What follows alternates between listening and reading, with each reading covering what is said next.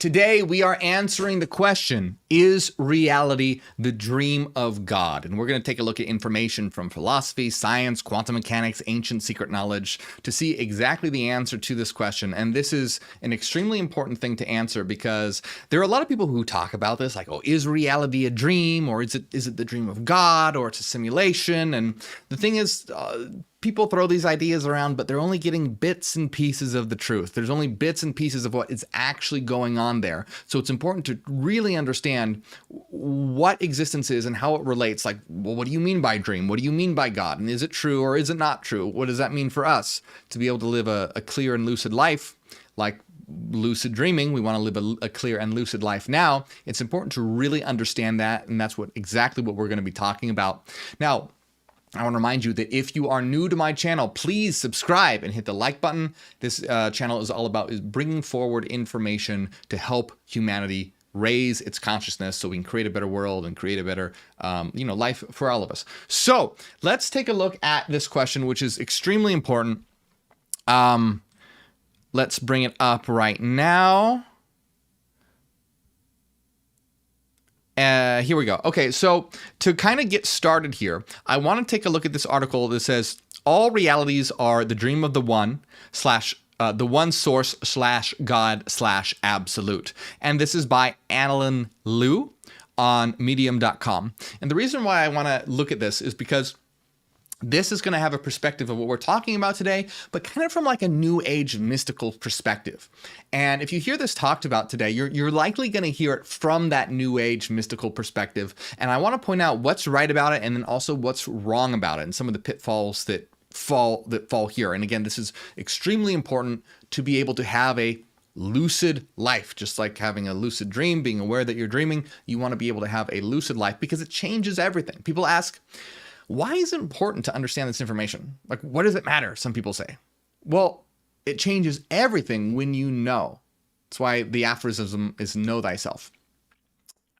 When you know, it changes everything. Just like when you're having a dream, but you know that you're dreaming, you can completely alter, you can completely do your own thing and veer off from the dream narrative. When you're dreaming and think that you're dreaming, you might be really intent on slaying that dragon and finding the treasure or whatever it is that you happen to be dreaming. But when you realize it's a dream, you realize, oh, wait, I don't have to be doing this. This is a dream. I can go do this other thing. So when we're not lucid in life, we get caught up and wrapped up in the narrative of life, whatever that might be, depending on what culture you're in. Usually it's, you're born, you go to school, you get a family, you get a job, you have a car, you get a house. You can't really afford houses now. Most people can. But you have parties on the weekend and then, you die. It's not good. So being able to really understand and become lucid changes everything. So, but let's break this down. So even the title here says all realities are the dream of the one source / God / the absolute. So what does this even mean? So it's really important because we're talking about, is reality the dream of God? Well, what do we mean by God? So right away, what we mean by God is not some sort of theistic version of God that you might find in Christianity or something like that. It's not some bearded guy in the sky that watches down on you and gets really pissed if you have sex before marriage or something. Like that's not what we're talking about here. That's a theistic interpretation of God. And this is why it says the one source / God / the absolute, which is saying that these are all the same concept. So in relation to God, what we mean is the foundational, necessary, eternal element of existence on which all existence is founded upon. And that is what the source is, what we call the source. The source is the eternal aspect of reality that all reality is generated from. You can think of it as like the heart of existence. Or another really great way to look at it is, if you're not familiar with holograms and how they actually work, not how they work in movies, but like how they actually work, that's a great way to understand it. Because if you have a laser, right? You have a laser, and then you have the holographic plate, which is like a little piece of plastic, and then you have the hologram. Because when you turn the laser on, the laser hits the holographic plate, which has an interference pattern, and this interference pattern gives rise to the hologram.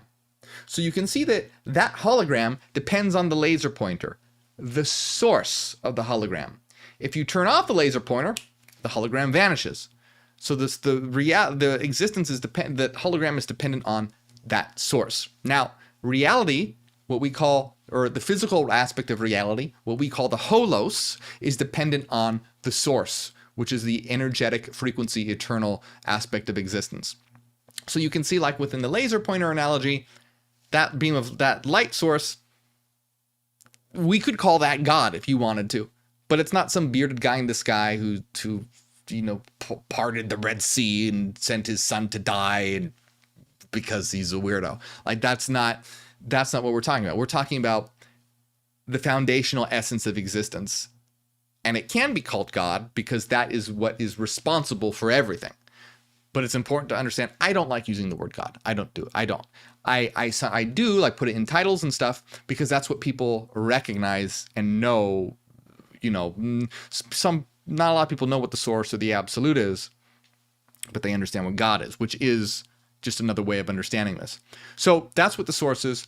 Now, the absolute, and I want to get through this, I don't want to get too hung up on all of this because we have some really important stuff to get to and talk about. It's very important. But I just want to get these terms right. The absolute is a concept. It's the same sort of concept. And we can see the absolute really described well in the philosophy of Hegel. Now, the absolute is essentially all there is. Now, we can make some distinctions between some of these things. Like, for example, I would make a distinction, and what we do is we make a distinction between the source and the absolute, okay? So this is kind of using them all as one, grouping them together, but you can make a distinction between the source and the absolute, and this is the difference. Remember our metaphor of the laser pointer and the hologram? And the laser pointer is the source and the hologram depends on it. So if you turn off the source, the hologram vanishes. Well, the absolute is kind of like the whole thing. It's the source and the hologram. It's the eternal aspect of reality and all its various transformations as well. The absolute is the all that there is. So it seems like in this article, they're kind of conflating them, but the way that I use these terms, there's some differences, and those differences are important. But let's really jump into this here so we can start to try and look at the important way to understand this so we can become lucid and understand what we are, where we are, why we're here. And so this article begins with someone asking the one writing the article, which is Alan Liu, says, have you heard the comment that this world is like a lucid dream?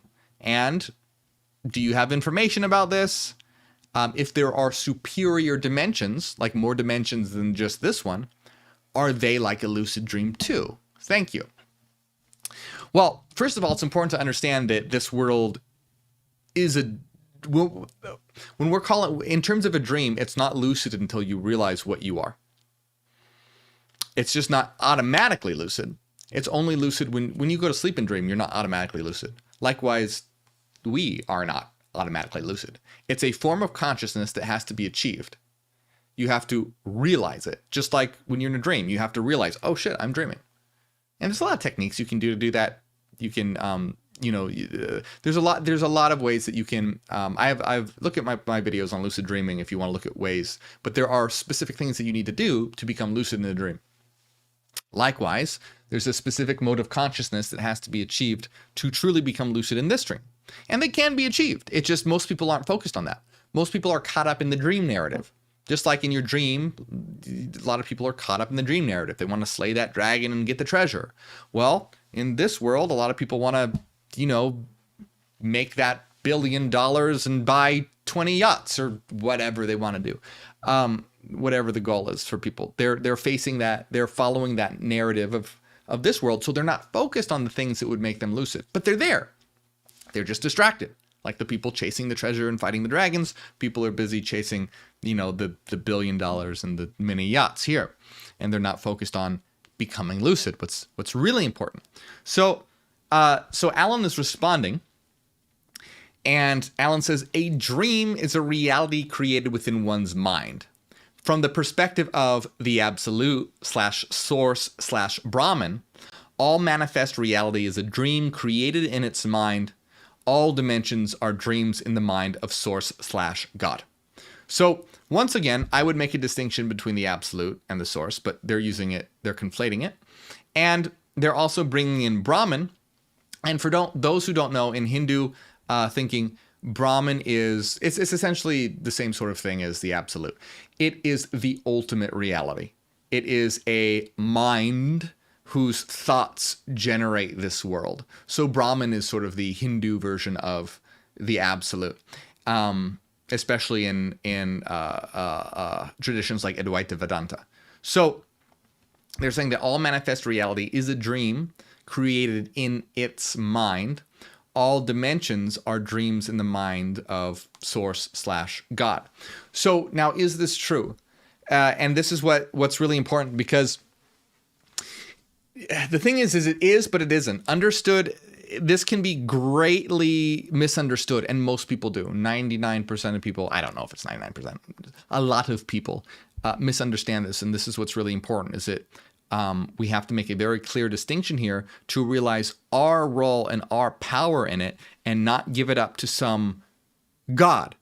We don't want to think that there is some super being called God in which we are simply an ephemeral thought and are subservient to it. We don't want to go that. We don't want to go down that direction. Many people do. We want to understand what's actually happening. Now, we will in a second, but let's see a little more. It says, many New Age spiritualists like to use this dream analogy to describe how our reality is an illusion. Sometimes the illusion only refers to our ego self, as in we are more than our body, mind, and ego. Other times, everything in existence is an illusion. So basically saying that you can, yes, that you can understand reality as being an illusion, in that it is a dream, which some New Age spirituality will say. But it says radical non-dualism, for example, insists that we do not exist.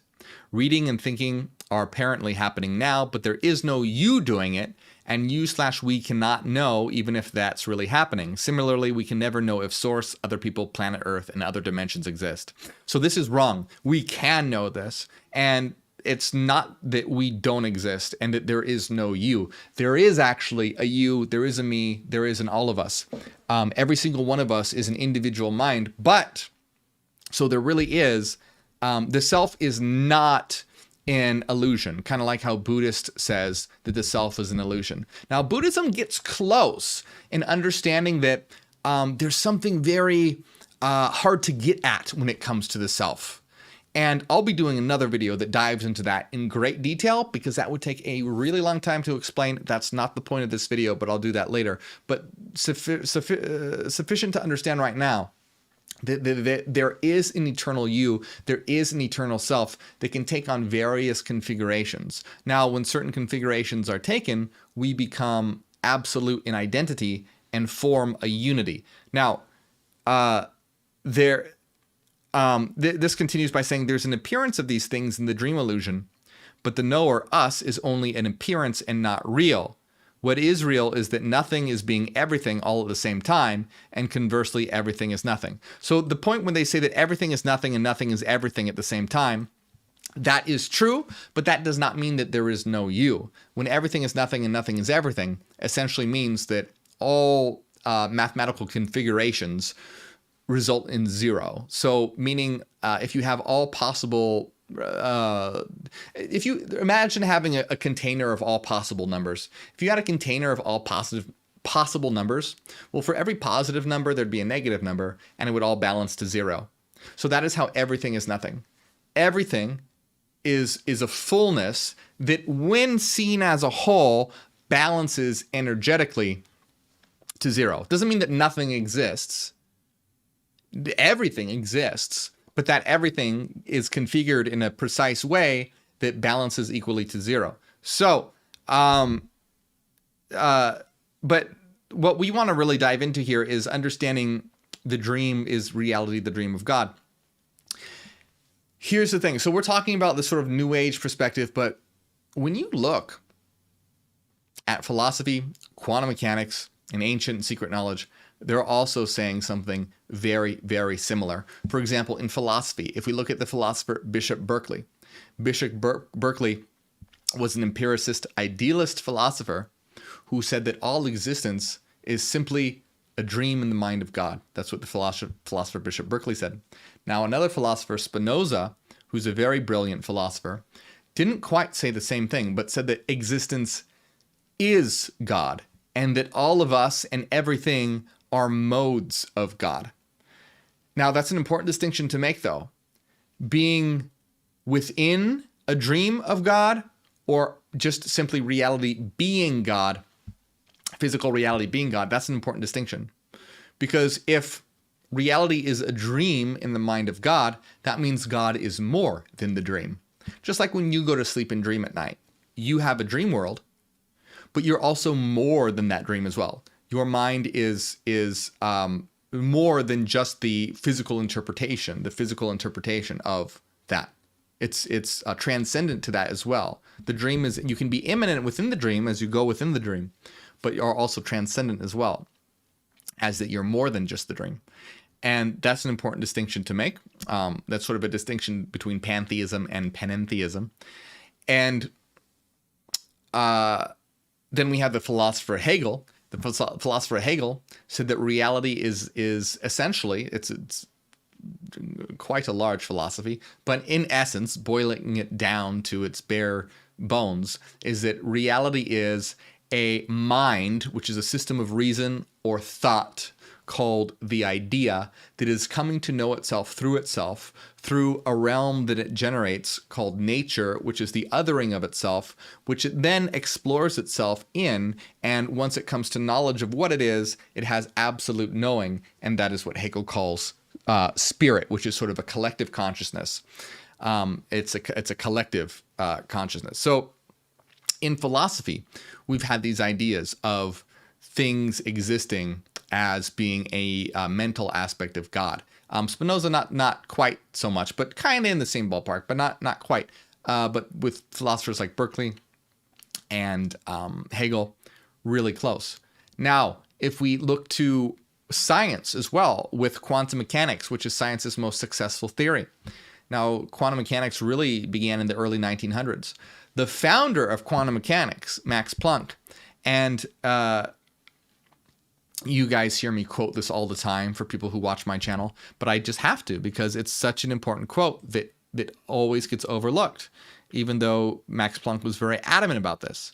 So Max Planck, founder of quantum mechanics, says that as a man who has devoted his whole life to the most clear-headed science, to the study of matter, I can tell you a result of my research that there is no matter.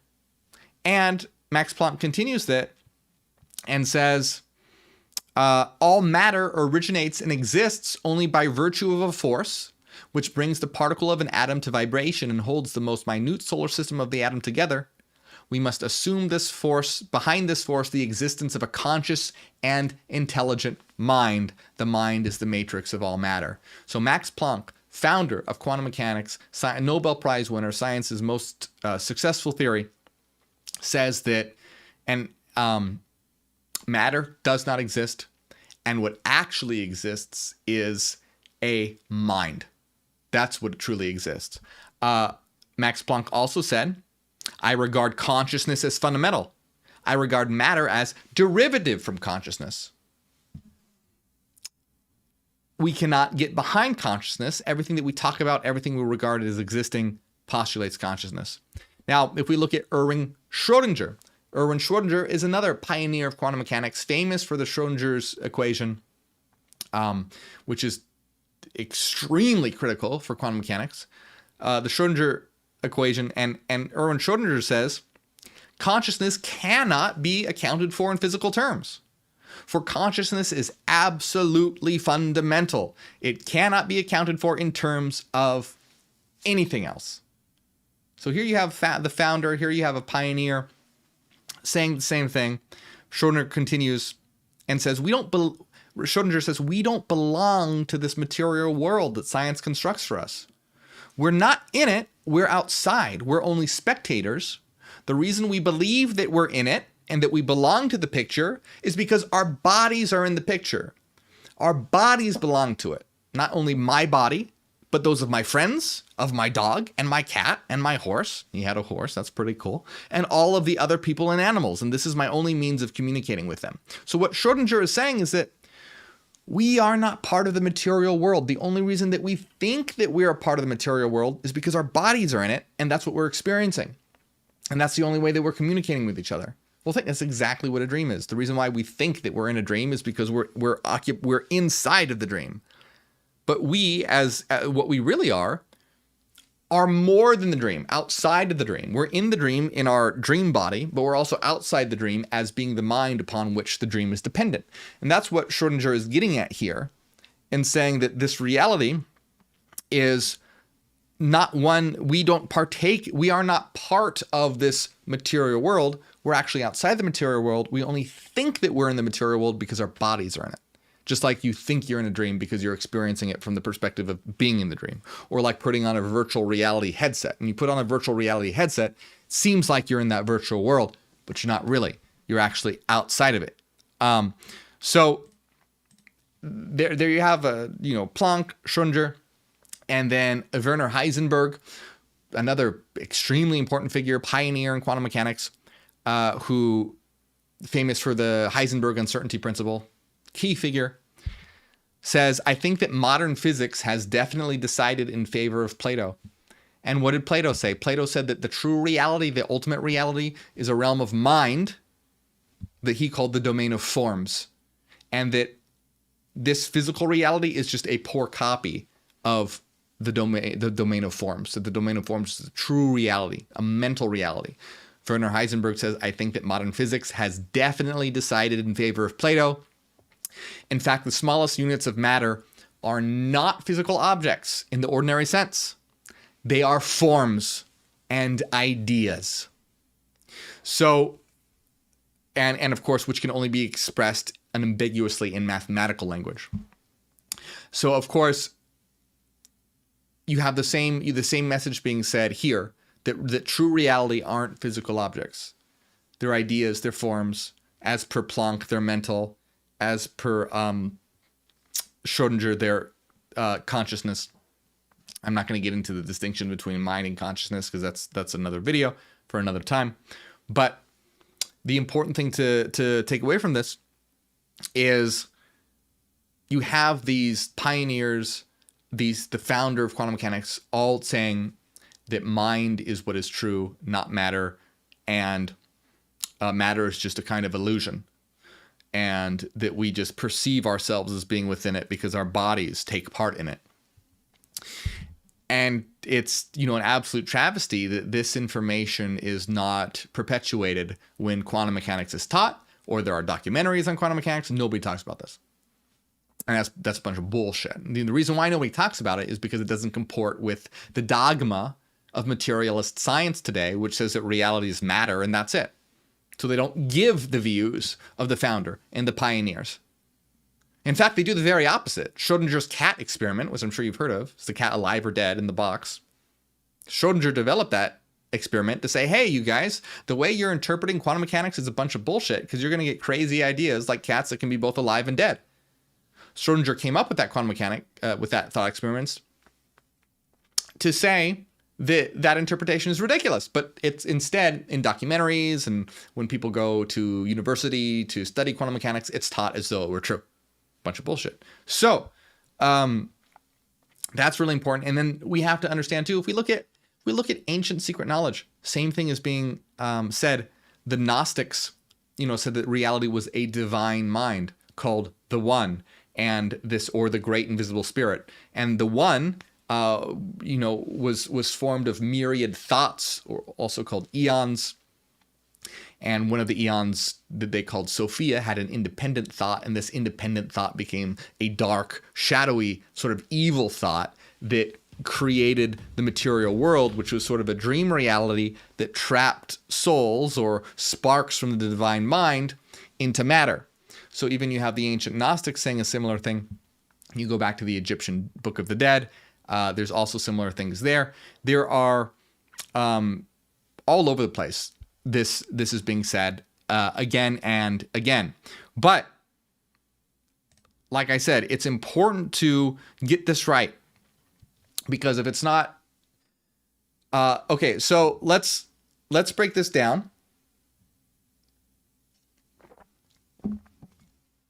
Because the important thing to understand, and this is really key, this is critical, is that the God, if you want to call it God, but I don't like using that word, but let's say it is, that is having this dream is not something that is outside of us or different from us.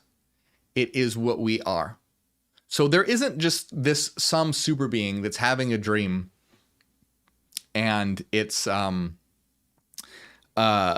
us that are just his thoughts. What it is that all of us are eternal minds. And every single one of us is a network. And we are, as that network, the absolute. That's what we are. So what I mean by that is that we are God. And this is our dream together collectively. Each and every one of us is an individual mind. And being a mind, we're a collection of frequencies. And our frequency configurations combined together give rise to this dream reality. So one way to understand this is when you go to sleep and dream, you're entering a world that is made of your personal thoughts, your personal frequencies. This world is made up of our collective thoughts, our collective frequencies. And that's why this is stable and doesn't change. When you can't, people go, oh, well, if it's a dream, how come I can't just change stuff by thinking about it? Because it's not your dream, it's our dream. And you can't override the collective. You can change things in your dream because that's just your frequency, and you can change your frequency via your thoughts and emotions. But this is a stable, long-lasting dream because it is formed by the frequencies reliant upon us as a collective. So if you think about, and I want to make a big point here is some people don't quite grasp this idea, and they think, well, if this world is a dream, then is our real body somewhere else in the real world in bed sleeping? Some people, and if you think that, that's fine. But I just want to make that clear. That's not what we're talking about. We're not saying that we're out there sleeping and having this dream in a different body in the real world. What we are eternal minds, eternal beings of frequency that have no body. We are eternal mental beings of frequency. And our collective, interconnected, interacting frequency patterns give rise to this dream world where we can localize in avatars to have an interaction together. So this physical world is a mode that facilitates our localized interaction. So it is a space that allows us to interact in diversity and multiplicity instead of just being stuck in non-local identity. It's the realm of difference. I am here and you are there. You see, there's difference. I am, hungry, you are not. I can play the piano, you cannot. I really can't. I used to, but I can. Or you can play the violin and I can't. Or it's a realm of difference. Location is difference. There are so many aspects of difference that exist in this realm, and that is how we are able to have an experience of diversity. If everything was identical, there would just be complete and total identity, and that would be very boring. It would just be blank. It would be like a white sheet of paper. It would just be total identity. It's only the differences that allows us to have this localized experience. And keep in mind, there's a lot more to this, but I'm trying to do it quickly as much as possible to condense information shortly. So we have this. Oh, yeah. So I had mentioned that we are eternal minds. It's not like we have some real body in the real world. No, we're fundamentally minds that give rise to physical reality. It has to, the idea that humans have been sort of conditioned to believe that mind relies on matter, like, oh, well, I have to have a real body somewhere because my mind relies on a body, is wrong. Matter relies on mind. Mind is true. Mind is what is fundamental. That's why Max Planck said that mind is the matrix of all matter. That's and why he regards consciousness as fundamental, and why Schrödinger said he regards consciousness as fundamental, and why Heisenberg said that reality is ultimately ideas and forms. because matter is not fundamental. Mind is fundamental. So that conditioning needs to be broken that, oh, a mind needs matter. No, matter needs mind. So the important thing to understand here as well, and I was getting to this earlier, but I got a little sidetracked, is that when it comes to the dream of reality and the dream of existence, that, you know, so one of the, people have a hard time understanding that this reality could be a dream because they go, oh, well, how come I can't change it just by thinking about it? And it all seems very stable and you know, I consistently come back to this place. Whereas when you have a dream, you know, you have a different dream every night. Things are changing. It's very haphazard. But if you think apart from that, those are really the only differences. And it's not uninhabited by other minds.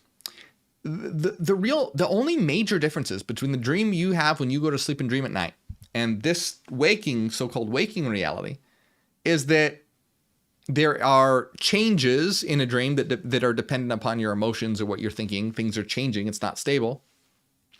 And that it's short. You wake up and have a different dream every night. Whereas this is long and persistent and stable. But other than that, when you go to sleep and dream, you're having an experience of a material world. The reason why this place is persistent and stable is because it's not a singular dream, it's a collective dream. And because it is a collective dream that is always there and always stable, it's not going to change based on your emotions or your thoughts or anyone's mind's emotions and thoughts. It's stable because all of us are contributing to it. And so that is what leads to its stability and also what leads to its persistence. It's not going to be different every time you experience it.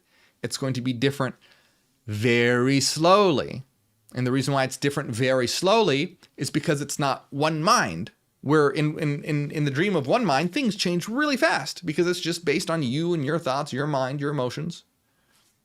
In this world, it's based on the collective, and because it has so much interacting frequency that originate from myriad different minds, it changes slowly, but it changes nonetheless.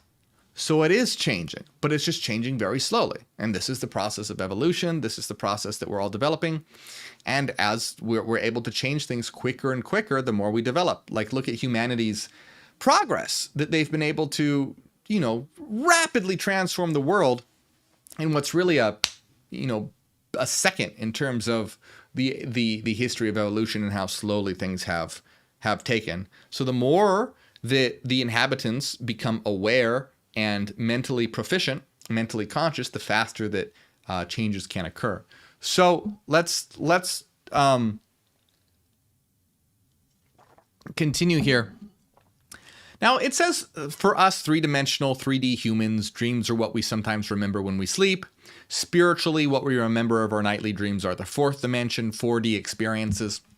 I want to just say real quick, I am not a fan of this new age idea of like, oh, 3-dimensional, 4-dimensional, like we're all going to ascend to 5D consciousness or whatever. Not a fan of this because it's very confusing because it interferes with what we already know as dimensions, like spatial and temporal dimensions, like, 3D space-time and temporality. Those are, dimensions or frequency dimensions. When in New Age, they're talking about like 3D and 4D and 5D. They're not talking about that. They're talking about like dimensions of consciousness. And it's in my opinion, it's not good to refer to it this way. It's very confusing. And what originally these were called densities. Wasn't called dimensions, it was called densities, like first density, second density, third density, fourth dimension density, fifth density, rather than like third dimension, fourth dimension, fifth dimension. I much prefer using the word density because it's clearly something different than a dimension. A density is something different, and there's no conflation there. So I don't like that a lot of New Age spirituality has started to use the word dimension and have in in replace of density, because I think it adds way too much confusion, because we already use the word dimension to refer to, well, degrees of freedom and the dimensionality of existence, like spatial and temporal dimensions or frequency dimensions, etc. So I think that, that's not really what the topic is today, but I think that that's something that should be understood. So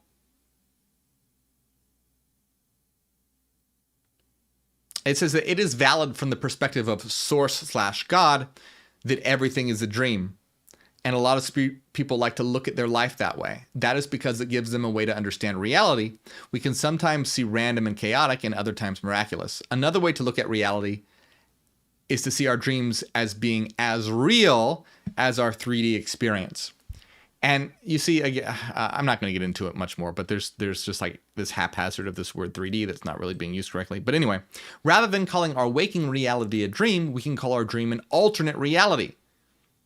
This is another view, source/God perspective, and is one that Seth/Jane Roberts often suggested. So this is a really interesting way to look at it as well. So instead of looking at this collective reality as being a dream, an alternate way to look at it is it being real? But that your dreams are also real, and just as real as this reality, but just an alternate reality. And that is true. Because just because this reality is a dream doesn't mean that it's not real. It is real. But your dream world is also real. It's just a world that only you inhabit. This world is a dream world that we all inhabit. So the world that you enter in when you go to sleep and dream is your world. It's a projection of your mind. It's a projection of your unconscious. It has othered itself in terms of Hegelianism. And it's real. It's just not one that others take part in. It's personal. It's kind of like the difference between the files that are locally on your computer versus the internet. The internet is out there for everyone. Everyone can access it. The files on your computer are just there for you. It's kind of like a dream. That dream is your mind, your contents, just there for you. This reality is the collective that everyone accesses and is the, like you could say, the internet of the mind or something like that. It's the public. It's public rather than private.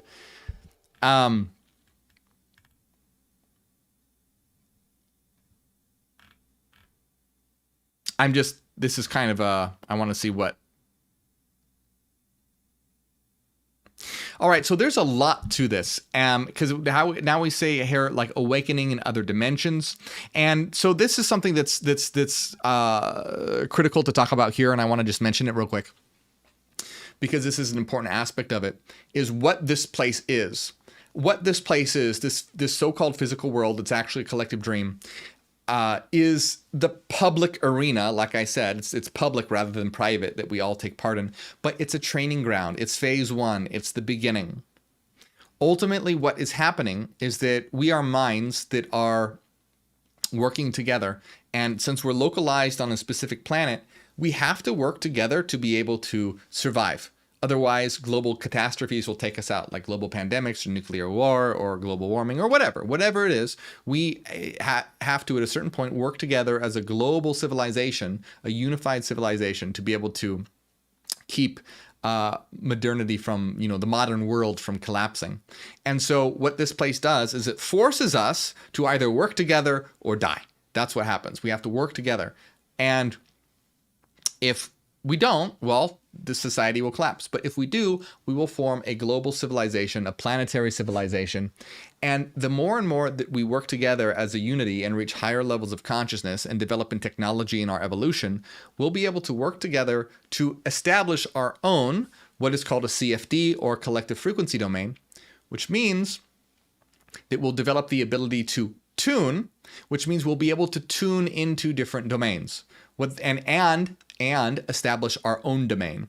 What I mean by that is that this collective physical world that we exist in right now, that's one domain. The realm that we exist in when we go to sleep and dream, that's another domain. So there's two domains. Now these two domains are the simplest domains. That's why we can tune into them. It's the simplest. Why is it the simplest? Because it's one, you, or everything. It's either absolutely everything or just you. Very simple. And that we have this ability to tune into everything or just us. Now, when we develop the ability to tune, we will realize that there are many other frequency domains to be able to tune into, collective frequency CFDs to tune into, which have their projection, of course. And this is what will allow us to understand the different domains of existence and ultimately be able to establish our own. So what I mean by that is, there is your dream world, which is a singular reality. It's just you, it's just your mind. And then there is the holos, the objective world, the world we exist in and are experiencing right now, which is every mind in existence contributes to. Now, other domains are established by subsets of network minds. So what I mean by that is that let's take Earth, for example. Earth, when we work together as a collective in a unity and evolve and unify, we form a network mind, which means that we are many minds that work together to form one network, like an artificial neural network or any kind of neural network. Neural networks have nodes, individual nodes that form one network. We are individual nodes that form one network. And when we work together, we will be working together coherently, collectively, and teleologically and purposefully. When we do that and evolve in our technology and evolve in our consciousness and develop the ability to tune, we will be able to establish our own CFD, which means we'll be able to establish our own, essentially, our own collective dream world. So it won't be just you, your personal dream, and it won't be the collective, this world that's everything. It'll be a subset world created by those minds associated with this network, which will be those evolved minds that were associated with Earth, which means you'll be tuning into a different dream entirely, not your personal dream, not this whole collective dream, but the dream that is established by us that have formed a network. And this is a new phase of existence, and that's planetary independence. So right now we're in the survival mode. We want to get humanity to planetary civilization, and that's where we're no longer fighting and killing and hating each other and are trying to survive. We're done with survival. Survival was just about creating avatars with the capacity to develop self-awareness. We did that. We're good. We don't need to do that anymore. Now it's about unifying and connecting and realizing that we're a connected, unified network and creating that planetary civilization. That's where we want to get humanity to. Then we won't hate each other for our differences. We'll realize that, hey, we're celebrating our diversity, learning and growing. And then once we're in that phase of planetary civilization and develop our technology and coherence and synchronization and technology and reach hyper-awareness in a large number, then we will be able to reach planetary independence, which no longer even relies on a planet or the holos anymore and creates our own CFD or dream reality. But I wanted to throw that in real quick, but that's really starting to get into we could do a whole video on that because there is so much to talk about there. But that's really diving into a lot of details that the main thing that I want to get across today is how it pertains to you and your life, because that's way down the road. And if you care about that, that's awesome. But a lot of people want to know what it has to do with their life right here, right now. And if that's you, that's fine. That's perfectly understandable. But people want to know, what does this have to do with me in my life right now? Well, what it has to do with you in your life right now is understanding this information changes your priorities. It changes what's important to you. When you realize that this reality is not what you have been told that it is, and you realize that it is what reality actually is, what you are, where you are, and why you're here, your priorities change. It's no longer about chasing those billions or getting that yacht or whatever the fuck it is. You realize that reality is something entirely different, that we're on this great, vast journey together, and that it's this dream that we can create together and collectively be a part of. And so what was once important to you may not be important to you anymore, even though it seems so important right now. Just like when you're in a dream, you really want to slay that dragon and get that treasure. It's so important. But then when you realize it's a dream, it's like, oh, well, I guess I don't have to do that. I can do something else. That is what's critical here, is that it changes your life because it changes what is of value to you. And when you properly understand this, it makes what is valuable to you something that changes your life and our life together collectively. Because look at all the hate, war, and bloodshed going on. That is all predicated on a misunderstanding of what existence is. When it's understood, you have all these people trying to slay their dragons and find their treasure. And this results in conflict and nuclear war and my God is better than your God, and my nation is better than your nation, and we're dominant. We want to control. We want to destroy. We want to be the victors. And it's a bunch of bullshit because we're all in this together. And when we realize that we're that unified collective, we start to synchronize together and create a world that is better for all of us. Better for me, better for you individually, and everyone together. So understanding this information can have a huge positive impact on your life. Not only a huge positive impact on your life, but an impact on all of us collectively and together when it's understood properly. Now, this is a lot of information. A lot of people misunderstand it, and it can be misunderstood. And when it's misunderstood, it can be very bad. But that's why it's important to understand it correctly and take the time to really understand this information, integrate it, and come to knowledge of yourself and reality rather than just believing in what someone says dogmatically. And that's really important. It's not about just believing what I say because it's true. It's about understanding the tools that allow you to reach an awakening yourself. And having those tools to reach an awakening yourself is what's really going to raise your consciousness and activate that lucidity. Just believing what I say because, I say it's true. No, that's something that I'm very much against. I don't want people to believe what I say because I say. I want people to look at this stuff for themselves, take really important understanding how to think logically, how to think for themselves. So I always recommend taking a Philosophy 101 course. You can find them for free online. There's playlist 10, 12 videos, really short. It will help tremendously in understanding how to think in beneficial ways. But the important thing to understand, truly important, the question is this reality a dream of God? I don't like the word God. It's our dream. It's our collective dream. We are the absolute. We are the all there is. And this world, this dimension, whatever domain, whatever you want to call it, is a product of our collective frequency, our collective effort. And it's our playing ground. It's our canvas. It's our mold to shape as we will. So let's all help each other become lucid so that we can change it from this shit that it is now and shape it into something wonderful and shape it into something beautiful.